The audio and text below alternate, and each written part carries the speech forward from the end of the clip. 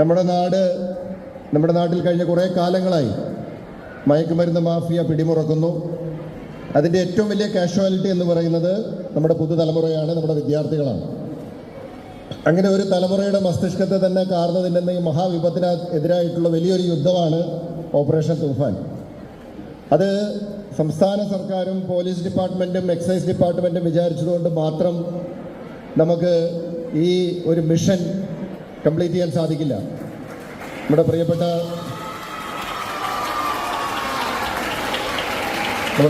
Cinema താരം Bibin George ഇവിടേക്ക് എത്തിച്ചേർന്നുകൊണ്ടിരിക്കുകയാണ്. അദ്ദേഹം ഈ ഓപ്പറേഷൻ തൂഫാൻ ഈ പരിപാടിയുടെ ഭാഗമാകാൻ എത്തിച്ചേർന്നു എന്നുള്ളതിൽ വളരെയധികം സന്തോഷമുണ്ട്. അപ്പോൾ നിങ്ങൾക്കെല്ലാവർക്കും വേണ്ടി അദ്ദേഹത്തെ ഇവിടേക്ക് സ്വാഗതം ചെയ്യുകയാണ്. ഇപ്പോൾ പ്രിയപ്പെട്ട ബിബിൻ ജോർജിനെ പോലുള്ള ആളുകൾ തൂഫാൻ വാരിയേഴ്സായിട്ട് കടന്നു വരുന്നു. പ്രിയപ്പെട്ട നമ്മുടെ എല്ലാം പ്രിയങ്കരനായ സിനിമാ താരം, കേരളത്തിൽ നമുക്കെല്ലാം അഭിമാനമായിട്ടുള്ള ലാലേട്ടൻ, പ്രിയപ്പെട്ട മോഹൻലാൽ തന്നെ അദ്ദേഹം ഒരു തൂഫാൻ വാരിയറായി കടന്നു വരും നമ്മൾ കണ്ടു. അപ്പോൾ മോഹൻലാൽ തൂഫാൻ വാരിയറായിട്ട് വരുന്നു, ബിബിൻ ജോർജ് തൂഫാൻ വാരിയറായിട്ട് വരുന്നു. അങ്ങനെ സമൂഹത്തിൻ്റെ വിവിധ മേഖലകളിലുള്ള വിശിഷ്ട വ്യക്തിത്വങ്ങളൊക്കെ ഇത്തരത്തിൽ തൂഫാൻ വാരിയേഴ്സായിട്ട് കടന്നു വരുമ്പോൾ അതിനോടൊപ്പം അണിചേരാനുള്ള ഉത്തരവാദിത്വം നമുക്ക് ഓരോരുത്തർക്കുമുണ്ട്. ആ ഉത്തരവാദിത്വം നിങ്ങളെല്ലാവരും ഏറ്റെടുക്കണം എന്നാണ് എനിക്ക് അവസരത്തിൽ സൂചിപ്പിക്കുവാനായിട്ടുള്ളത്. നിങ്ങളെല്ലാവരും ഇതിന് റെഡിയല്ലേ?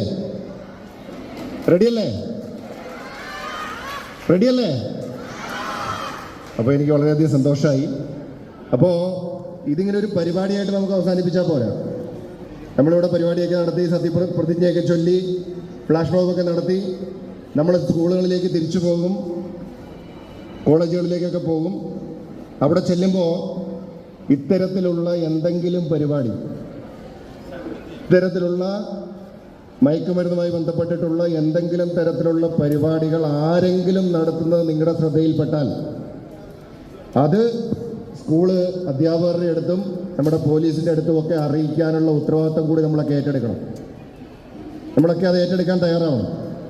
അല്ലെങ്കിൽ മയക്കുമരുന്നിൻ്റെ വിപത്ത് എത്ര വലുതാണ് എന്ന് നമ്മൾ കണ്ടിട്ടുണ്ട്. എല്ലാവരും വാഴ 2 കണ്ടില്ലേ?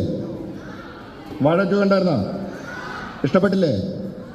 അപ്പം അതിനകത്ത് പറയുന്നത് പോലെ മൊത്തം നമ്മുടെ ഫ്യൂസ് അടിച്ചു പോകും. പിന്നെ ഒന്നിനും കൊള്ളാത്തവരായി മാറും.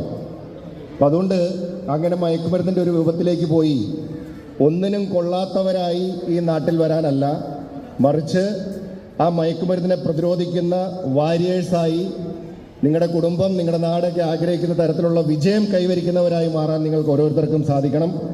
അതിനുള്ള ഒരു പ്രവർത്തനത്തിൻ്റെ ഭാഗമായിട്ട് കൂടിയാണ് ഈ ഓപ്പറേഷൻ തൂഫാൻ എന്ന് ഓർമ്മപ്പെടുത്തിക്കൊണ്ട്